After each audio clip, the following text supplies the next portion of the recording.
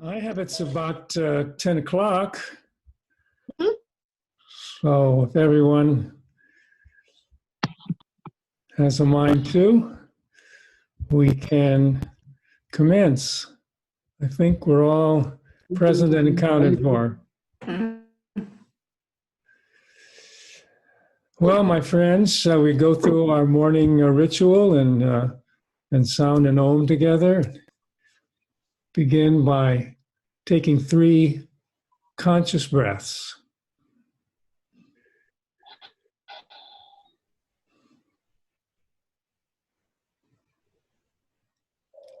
And with a deep in breath.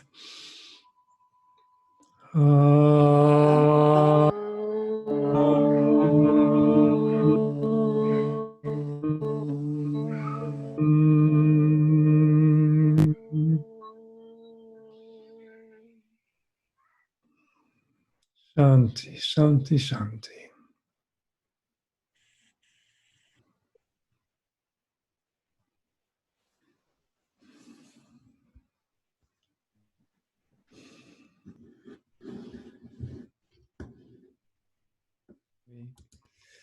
Here we are, second fifth circle, April 19th.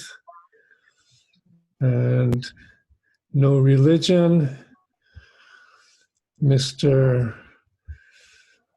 Buddhadasa of the Ajahn, Buddhadasa Bikkhu. In this heart, he digs into the heart of selfishness, namely attachment to I and mine, and points to the unselfish remedy. We're going to delve deeper into the I and mine today and the concept of birth that we started with last week, and I have an exercise for us. So perhaps instead of just understanding this material, we can have an experience of it and share with each other. So first, I'll run through a quick review of some of the basic concepts. Remember Nirvana or Nibbana, which is an awakening. Awakening, which is the meaning of the Buddha's name, he who is awake. You wake up from separateness into the whole, from being a fragment to being the indivisible whole. So nirvana is a waking up. Instead of thinking ourselves as separate, we somehow experience ourselves as an indivisible whole. We practice trying that. A Buddha is one who becomes aware of the wholeness of life and lives for the welfare of all. So that's being in nirvana, living for the welfare of all and not having this experience of being separate. And the instructions are you have to empty yourself completely of all your likes and dislikes, of your selfish attachments, your self-will, and your petty personal desires. That's a big menu to chew down on, isn't it? Our selfish attachments, our self-will, your petty personal desires. We're going to experiment a little bit and see if we can get an experience of heading off into nirvana, at least a little bit.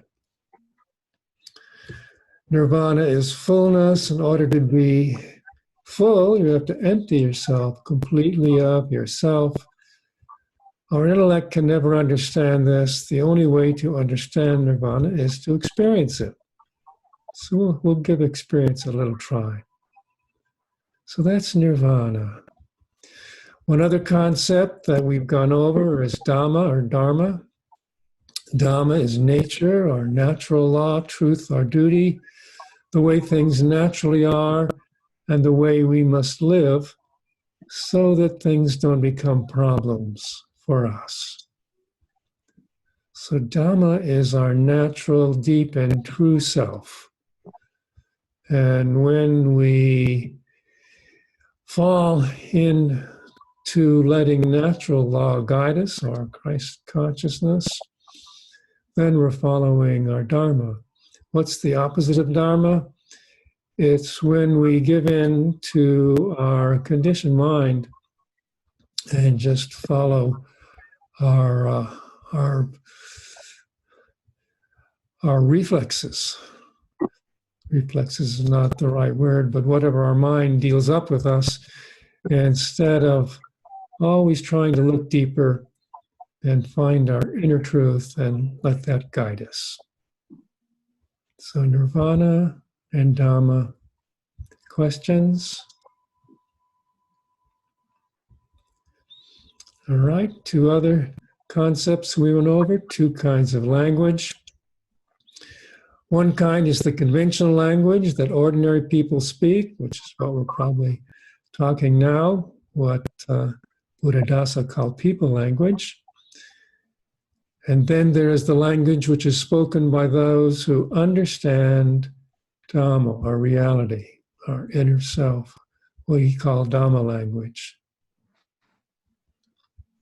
We could also call these two languages our intellectual language, people language, and our heart language, Dhamma language.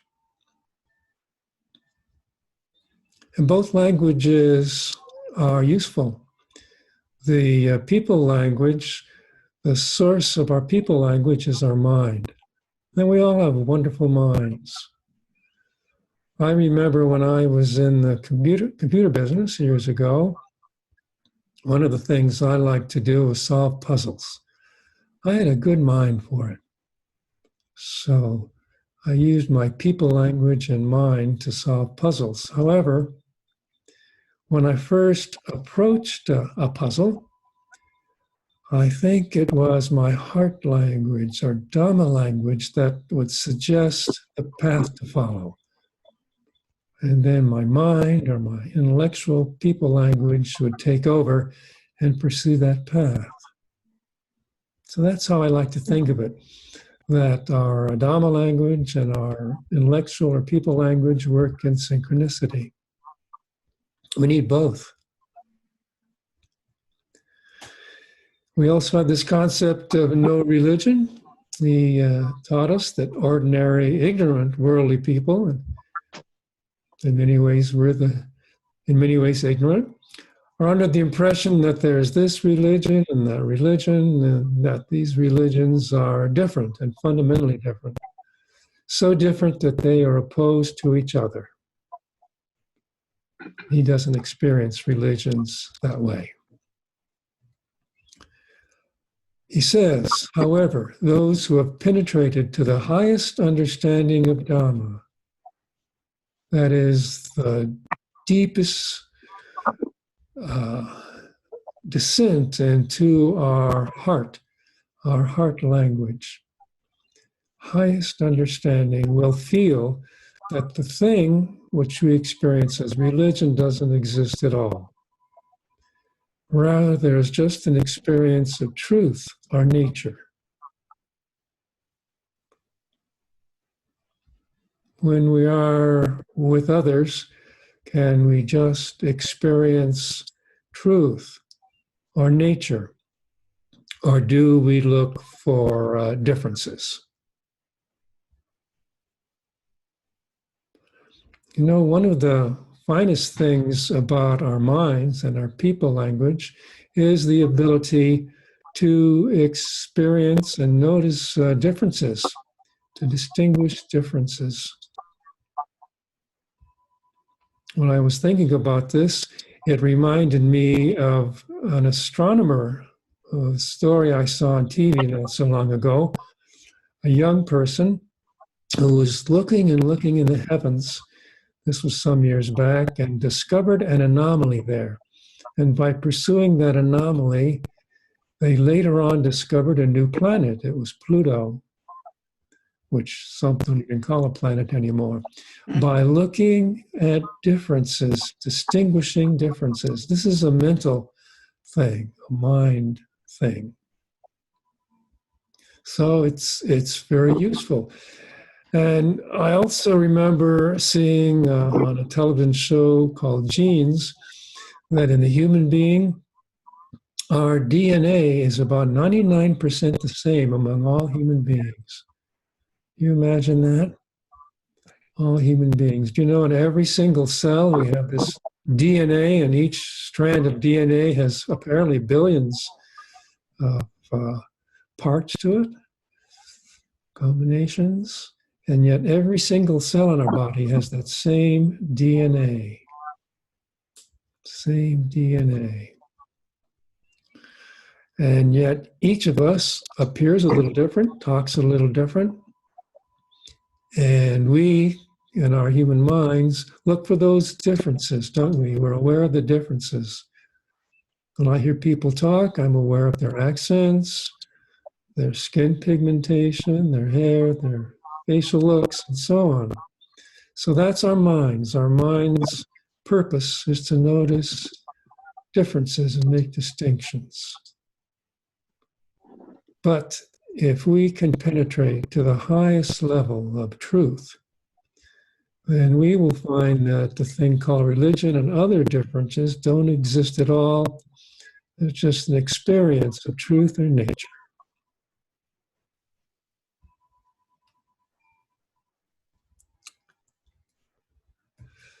So he says, thus the phrase no religion is actually Dhamma language or heart language at the highest level. Okay, last week we started talking about birth and death, and now we're going to go a little bit deeper. And we're going to have an exercise pretty soon so we can internalize some of these concepts. Here we go, birth and death. The words birth and death require the same discrimination regarding language. In people language, the word birth means to be born from a mother's womb. In Dhamma language, heart language, however, the word birth means some form of attachment is born. So in Dhamma language, the word birth means attachment is born. And this is where we want to go a little bit deep today and have our exercise.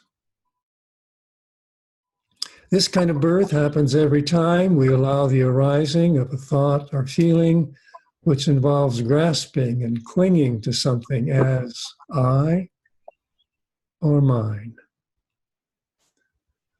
So birth is associated with the word I or mine or my. It's also associated with the other side of that, which is you and yours, theirs, they, grasping and clinging to those notions which come from the intellectual mind. It happens whenever we allow the arising of a thought or feeling such as I am, I have, I think, I do.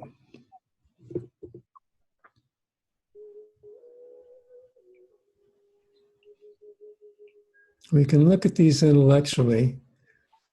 What I'd like to do is a little exercise, if you all are willing, and then we can talk about what happens when these thoughts or feelings of I am and I have arises based on Buddhadasa's teachings.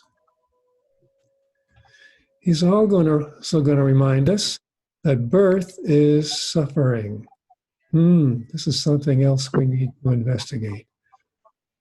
If we allow I to be born in any manner, suffering occurs immediately. So that's a great idea, but what's the truth for us? What's our truth? Is birth suffering? Is the birth of I or mine suffering for us? If we allow I to be born in any manner, do we experience suffering immediately? Well, I'm not so sure. Shall we embark on an exercise and see what our own truth is, and then we can talk about it together? All right. These are sort of deep concepts, and unless we internalize them, they just go in one ear and out the other, right? So here's the exercise. We've done exercises like this before. We're going to experiment with some I ams and see how we feel afterwards. So we're going to do some I ams and then notice how we feel. See if we feel any suffering. We'll do the following 3 parts in the exercise. Please listen to the assertion, which I will pronounce. Then let us together repeat the assertion along with me.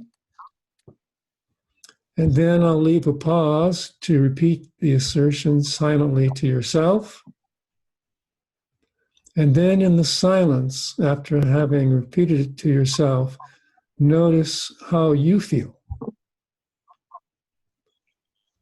Any questions? Are we ready? It's not too hard. Okay, let's go for it. I am a person. Together. I am a person. Silently to yourself. And see how you feel.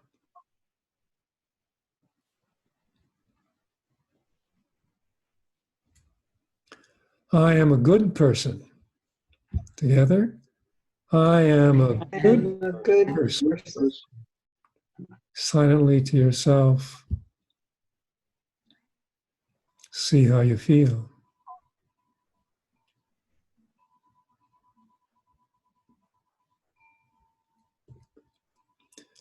I am not a good person. Together. I am not a good person. Silently to yourself.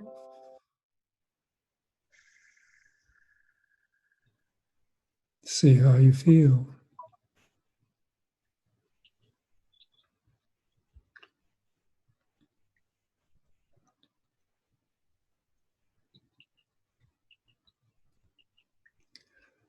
I was a child. Together. I was a child. Silently to yourself. How do you feel?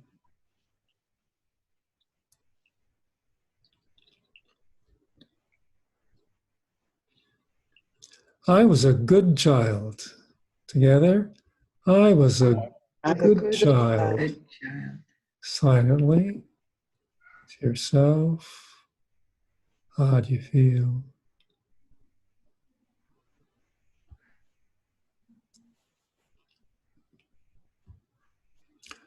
I was not a good child. Together. I was not a good child. Silently to yourself. How do you feel?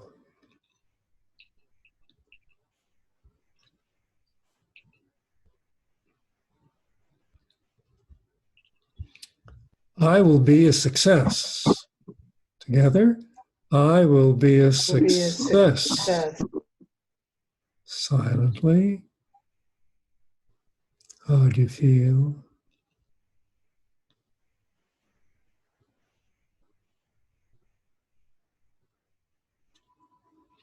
I will not be a loser. Together. I will not be a loser. Silently. How do you feel?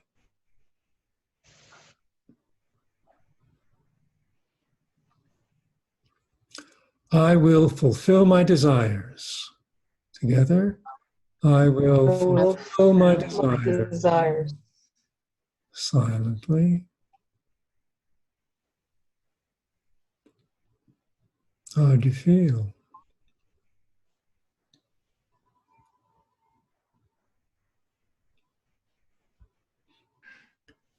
I have everything I need. Together. I have everything I need. silent. Feel.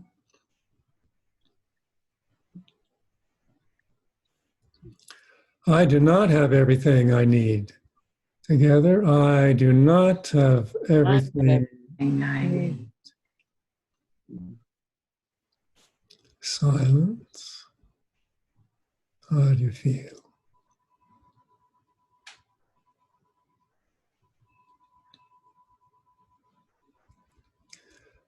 I think positive thoughts. Together, I think positive thoughts. Silent. Feel.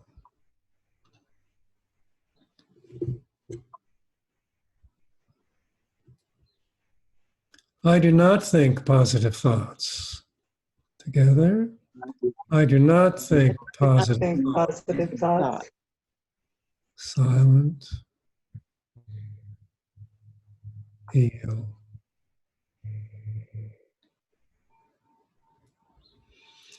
I do what is mine to do. Together, I do what is mine to do. Silent. Feel.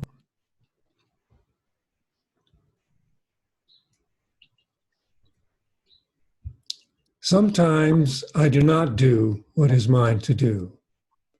Together. Sometimes I do not do what is mine to do. Silent. How do you feel?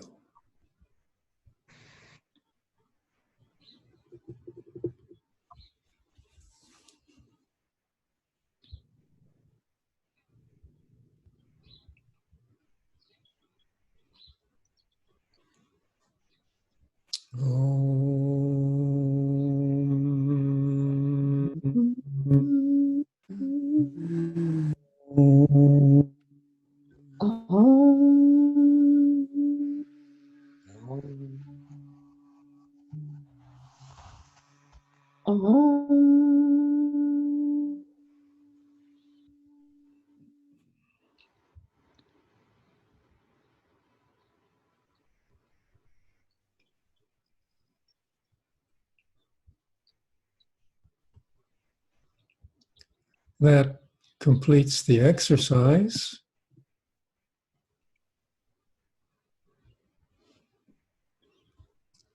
We went over some I ams, I am nots, some I haves,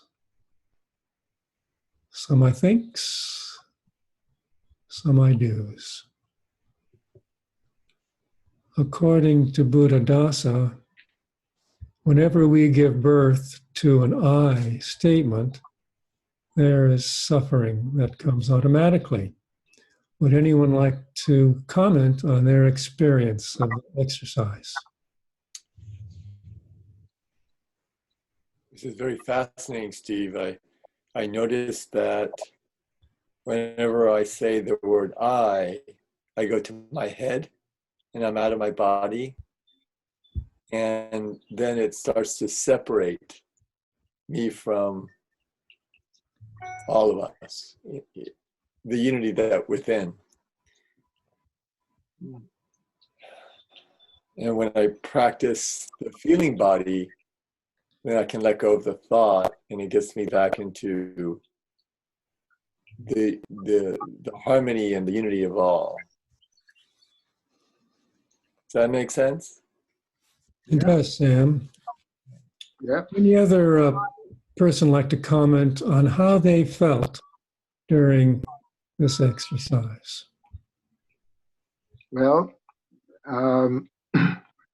I would say that this exercise gives me the opportunity to be positive, to accept positive, to reject positive, to affirm things, and to reject things. So it depends on what is the situation. For example, when I say I have everything I need, I say, well, I have everything. I mention it, but then I say, do I, or should I? And when I say I do not have everything I need, then sometimes I say, yes, it's true, but then again, it makes me feel selfish. because we do have everything we need, but we just don't know how. No, or we just don't reach out and get it. So it puts me in an in between situation or thought. So it's funny how it separates me, how it pushes me up, and then it brings me down, and sometimes put me in the middle. That's my point. I got it.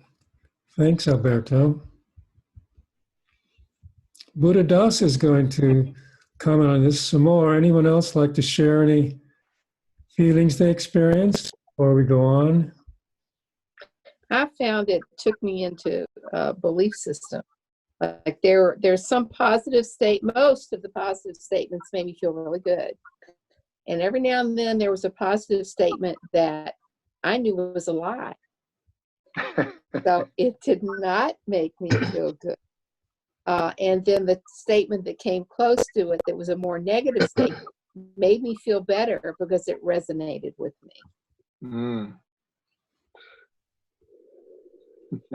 So what I'm hearing you say, Susan, is that we have some fixed ideas or considerations in our minds about what is right and what is wrong. So when we do these I do's, I haves, I ams, if it touches what we think about ourselves, we go, uh-huh.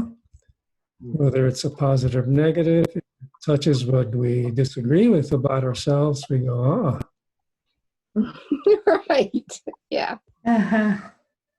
So what Buddhadasa is saying is, and in the Buddhist tradition, this is the teaching, that these conflicts, these mental perturbations are a form of suffering. Suffering in the sense they take us into our minds and don't let us experience the joy of just being present in the moment.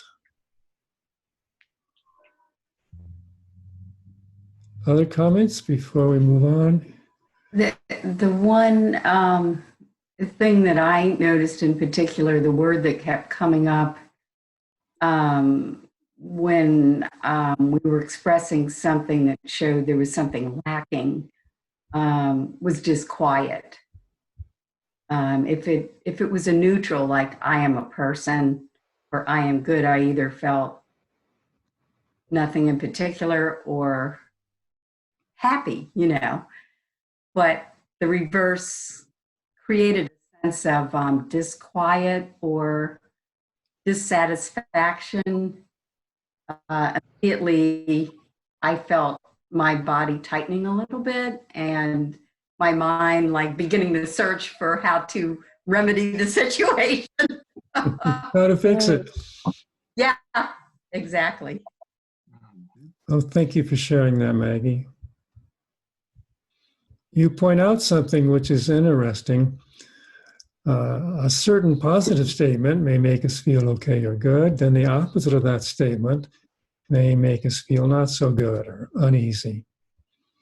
And yet, embodied in the positive side of a statement is the negative side too. They are intertwined. I wondered about that. Intertwined. So when I say I have everything I need, that might make us feel good. But another little part of us later on is going to say, wait a minute, I don't have everything I need. And then when we go through, I don't have everything I need, we might say, well, wait a second, spiritually, I have everything I need, and so on. So all these mental perturbations take us out of the present moment and the experience of being here and now and full of joy. And I think that's the sort of suffering he's referring to. Well, the other thing I was wondering about was, like, if you say, I was a good child, well, you're immediately comparing yourself to other people and other children. And just by virtue of the fact that you're comparing yourself, is that a good thing? I don't know. I got in on that one, that child thing too. And I was thinking I was a good child and I was a bad child. And that first thing that popped up and said, okay, bad child, Does that mean that I was not making my parents comfortable in that instant? Right. It had nothing to do with me being bad. Good for me being bad.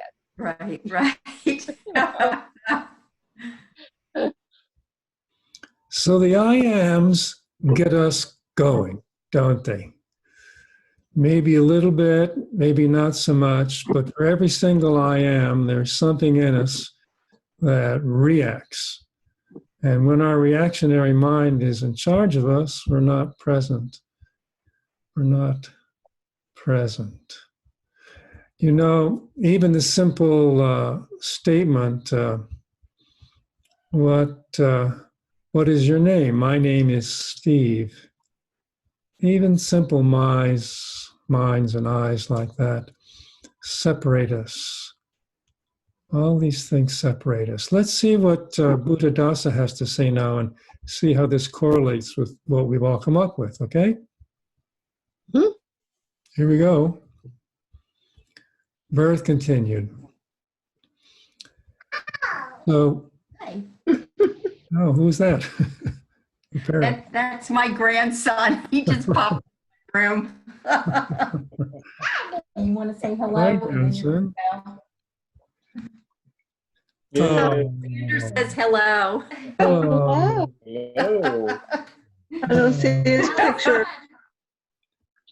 No. okay. Well, No, Maggie, missed it. we love your grandson, and you can always mute yourself if Oh, that's a good idea. I'm not sure how to do that, but I'll look around. Thank if you. look around on your screen. There should be two toggles. One is video Yes. on and off, and the other is mute and not mute. Okay. But I didn't know he could open a door handle. We keep finding new things. Like the velociraptor.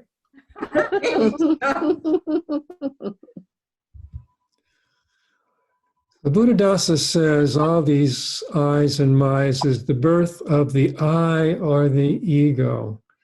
Each time we did those I's. For example, he says, think of a criminal, and one is instantly born as a criminal. He said, think like a criminal.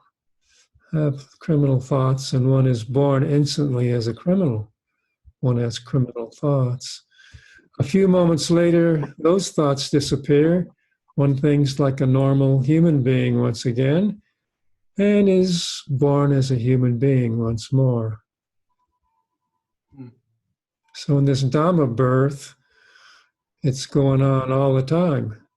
Births are happening lickety-split all day long.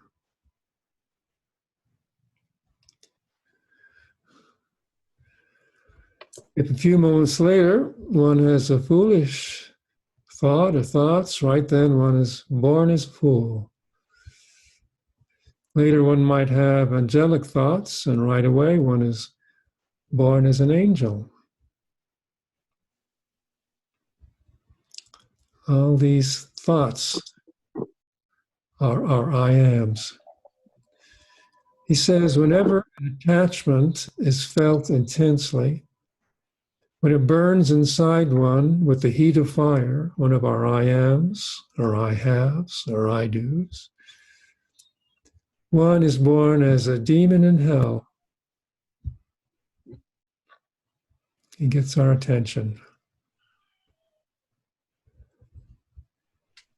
He's saying here, whenever we have an attachment to a particular I am, for example, the feeling that I am a Christian, you are a whatever.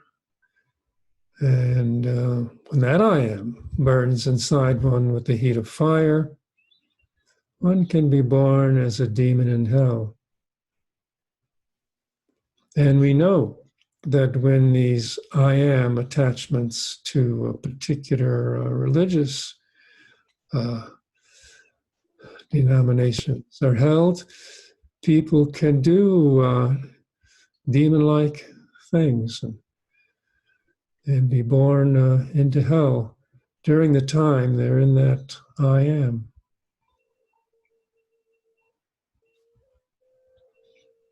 He says, thus, in a single day, one can be born any number of times in many different forms. Since birth takes place each and every time, there arises any form of attachment to the idea of being something.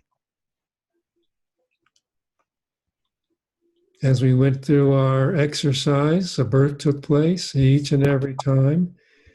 We had an attachment or we had a detachment. In this sense, attachment and detachment are the same. In other words, a strong attachment to being that or a strong attachment to not being that. Same thing. So he's putting this thought in our mind that through our language, our people language, we are bringing ourselves into birth all day long into different consciousnesses. He says, each conception of I am, I was, or I will be is simultaneously a birth. Can we see that in our exercise as we did the I ams and I am nots? I was a child, I was a good child, I was not such a good child. We birthed the consciousness.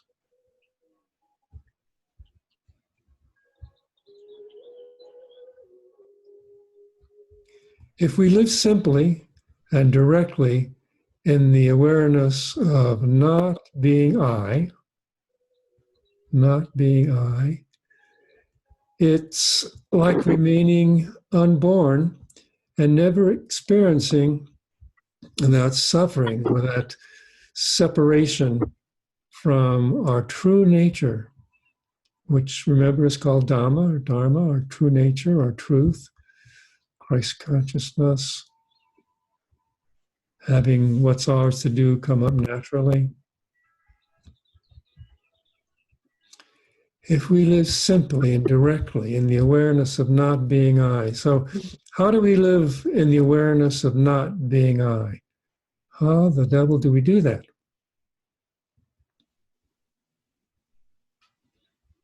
We use I all the time. We need I in our people language to communicate with each other.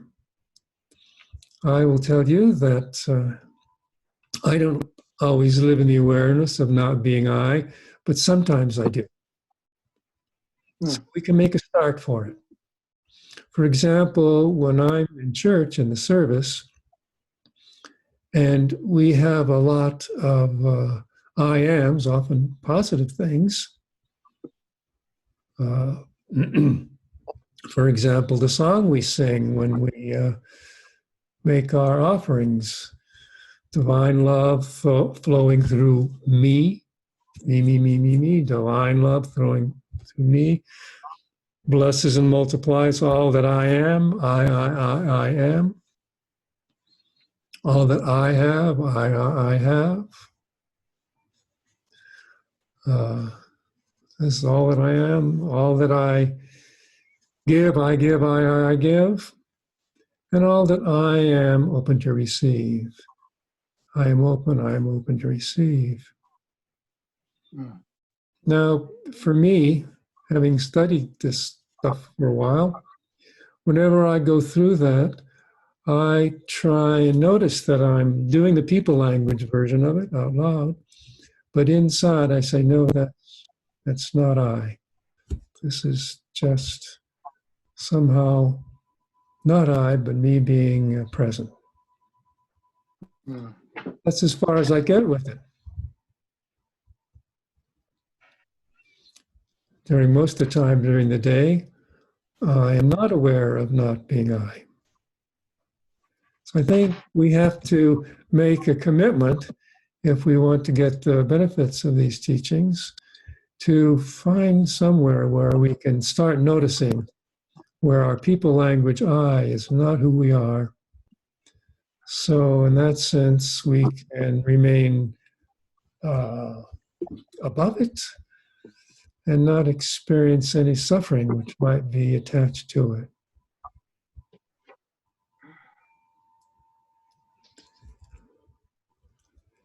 He says suffering always fits the particular kind of I that is being born.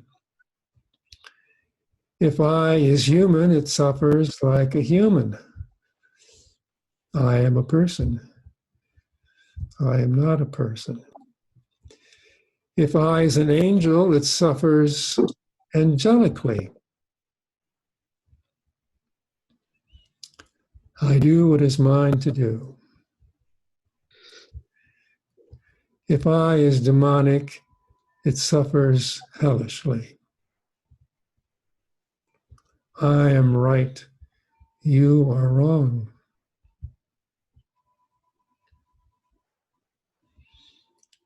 He says then, to destroy this kind of birth is Nibbana or Nirvana. That is to say, living in the sense of having surpassed our experience of separation. All these I's serve to separate us and take us away from the experience of the whole.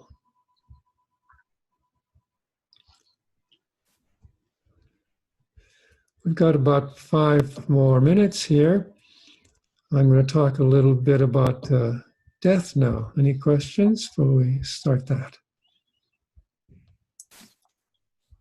It just seems to me that if you get rid of these I's and you get rid of the separation, you get rid of the judgments because other people are different, then what's the point of being individuated? Why are we not? I mean, we're just all back to the same, and so why bother with all this stuff? Does that make any sense at all? So you see some values, what I'm hearing, in being individuated, is that right? Mm. Yeah, I think, I don't know, that's an old teaching that God separated himself into lots of different pieces to experience. And without the eyes, we don't have the same experience, or we don't have all those experiences. So the experience of being separate, you see as somehow embodied in the scripture and somehow having some value, and you are not sure that you would want to go to some other place. Is that right? Well, it just seems like in the grand scheme of things, we're supposed to be different in order to have our individual experiences. That's all. We're supposed to be different. Well, I don't argue with you at all here. And I think that's something that we can look at now that you brought it up and see how that resonates with us as we go through these teachings. Well, Steve, if we think of what you said at the beginning, there is each one of us is made out of a unique DNA that makes us different from each other. So that I is what the DNA involves. That's my point. Yes. So we've observed with our analytical minds that every person has a different DNA. So in our mental, intellectual, people experience of each other, just as our visual experience and hearing experience of each other, we notice differences. We notice differences between individuals. And I think what I'm hearing Alberto and Susan say is we're noticing these differences intellectually. We're noticing them intellectually. We notice them supported by our people language. I am, I have, I do. Okay. So if we was to take away the intellectual thinking, so how, if we take away the I, if there would be a difference or no difference in between you and I? no one is suggesting we take away our intellectual I or I ams. No. Rather, these teachings suggest there are two consciousness is within us. We have an intellectual consciousness.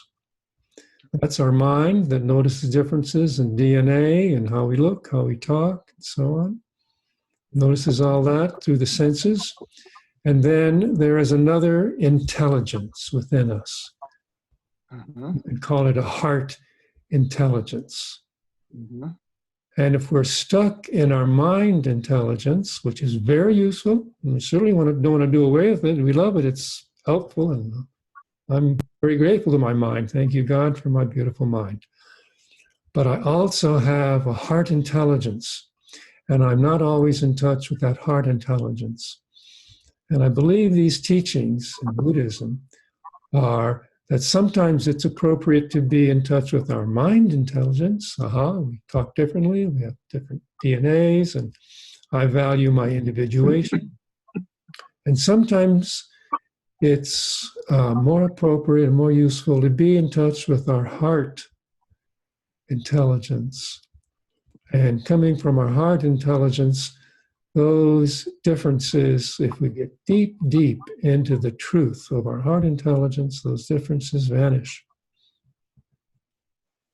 Vanish. They're not significant when we're deep in our heart intelligence. And they're very useful in our mind intelligence. So these two intelligences, we need to honor both of them and use the one that's appropriate at any point in time.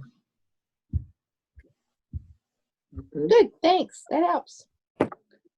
Yep. I have it's 10:50, so I think we're going to hold off on death until next time. Pretty big subject. No one has any complaints. Let's see here. All right. So, folks, it's about 10:02, and it's good to give ourselves some time to get ready for the service. Any final comments or questions before we close? Thank you, Steve. I sincerely appreciate the time, effort, and energy you're putting into this. Me too. Thank you. It helps me Yes. get out of my head and into the body and the soul. We're all one. Gets me to practice that observation difference between judging and interpretation and evaluation, and back to pure observation. Thank you. Thank you so much. So we You. close with our traditional Om, which takes us into our heart space, into that By other the way, intelligence. Steve, wonderful background. Cherry trees. Thank you. Cherry trees. All right, my friends, let's focus on our breath and focus on 3 deep in breaths.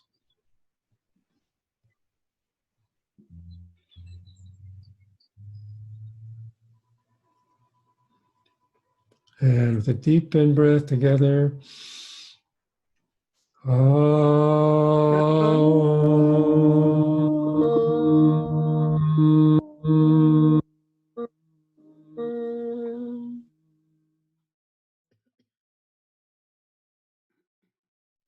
Shanti, Shanti, Shanti.